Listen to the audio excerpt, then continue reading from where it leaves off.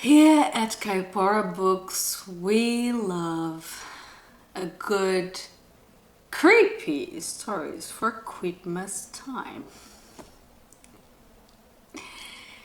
If you enjoy ghost stories, dark humid stories, uncanny stories, gore stories that happened during Christmas and at Christmas time, this is the place for you.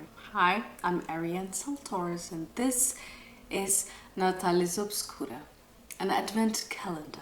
We have 24 tiny horror stories for you.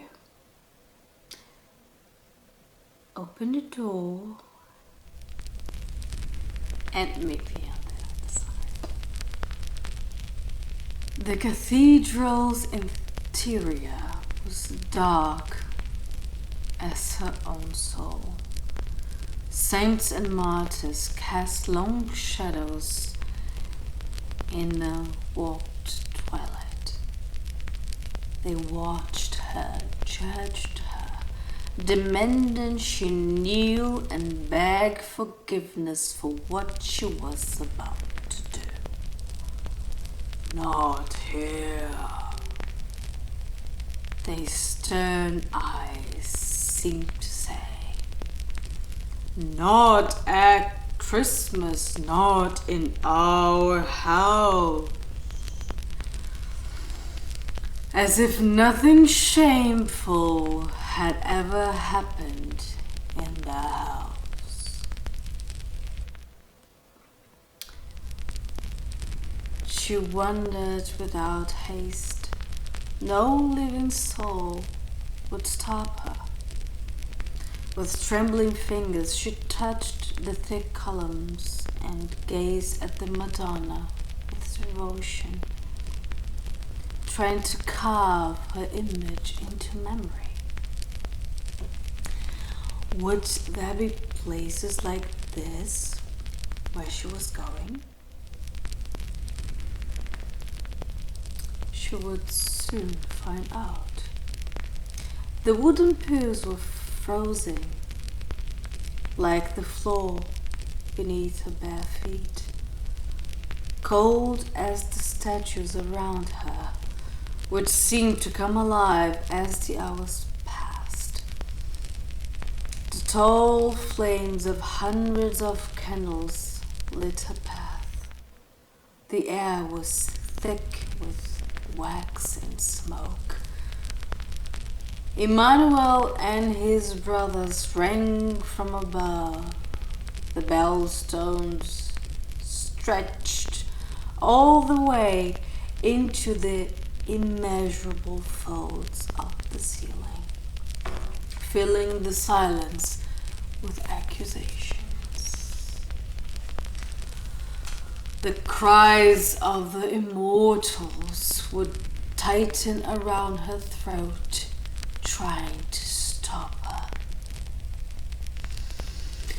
She breathed in. Her feet carried her up the spiral staircase with unnatural lightness, as though she bore no weight at all.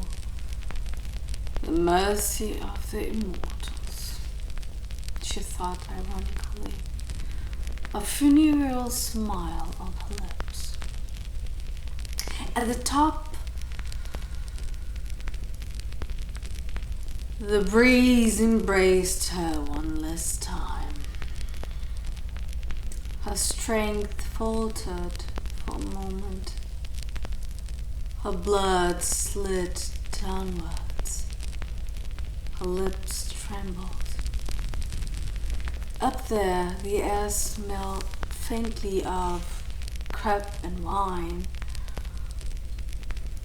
A final trap laid by survival instinct. A single tear rolled down her pale skin. She placed one foot on the ledge. The time had come. Allah comes home every day with a little more determination. He has dreams, said a soft voice close to her. She startled. Her hand slipped. She clung to the stone, eyes fixed on the abyss. Her pale cheeks burned, pupils contracted, breath unsteady, heart wild. She was afraid to turn her head. She didn't know if she felt ashamed or angry. Someone was interrupting the moment she had planned so carefully. Someone was stealing her last chance to do something extraordinary. Nothing had ever been granted to her, not even the dignity of choosing her own end. But whoever it was, it knew Allah, the boy who had been abused, the boy who wanted to leave school. She wouldn't allow that. The stranger hesitated. Today, he told his mother he wants to be a doctor someday, after being a poet. The voice continued. Involuntarily, she smiled. Her tear no longer alone. He said he can become whatever he wants if he tries hard enough. You taught him that. Your friendship means the world to him. I'm not his friend. Oh yes, you are. The only one he's ever had, Caroline. No one had ever spoken her name like that before. It warmed her, made her feel like someone. The one-eyed stray you feed won't starve when you're gone. Well, how good it is to have someone to take care of us. She trembled. The voice went on. The gratitude of the wretched is a far greater reward than the attention of those who pretend to have what you think you need. Free will be granted to you too, but it is a sad thing to watch the good give up on doing good simply because they fail to see their own worth. No one said it would be easy, but no one ever said it couldn't be beautiful. Each life in their own way. Then silence. The famous metal tower before her began its slideshow. She had seen it dozens of times, but now it looked new, more radiant, celestial. Slowly, she stepped back from her end. Alain and the stray dog needed her. The misery that bound them would keep them together. A warmth spread through her chest. indefinable. Some call love. Caroline still felt the man's presence. She turned to thank him, to tell him she understood. She wanted to read the goodness in his face and store it in her memory so she could summon it from the darkness whenever she grew weak again. But there was no one. She heard no footsteps descending the stairs. She looked up and smiled. An angel, she thought.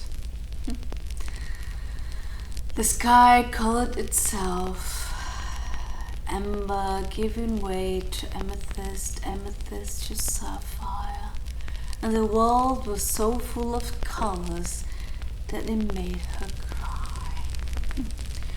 For the first time of joy. Flooded by feelings she had never known, she finally noticed what was around her.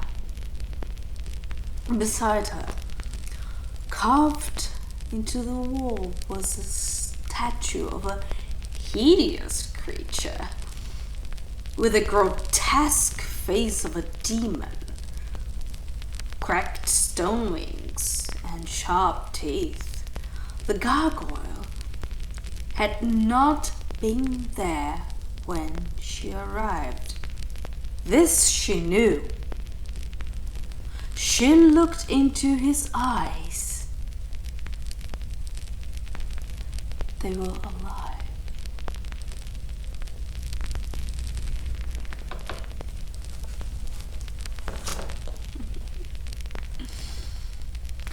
Reading this, I just realized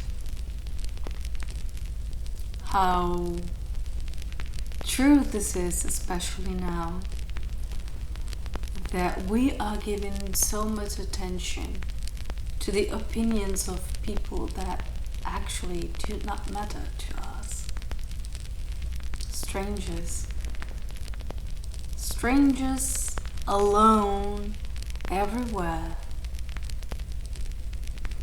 trying to give a sense of a very distorted community.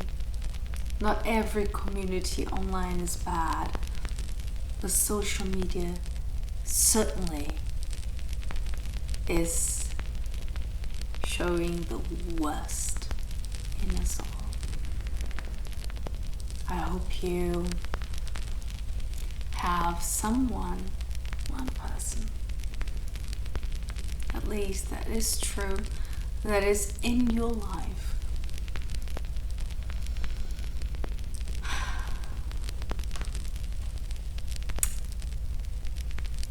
So you can feel your worth.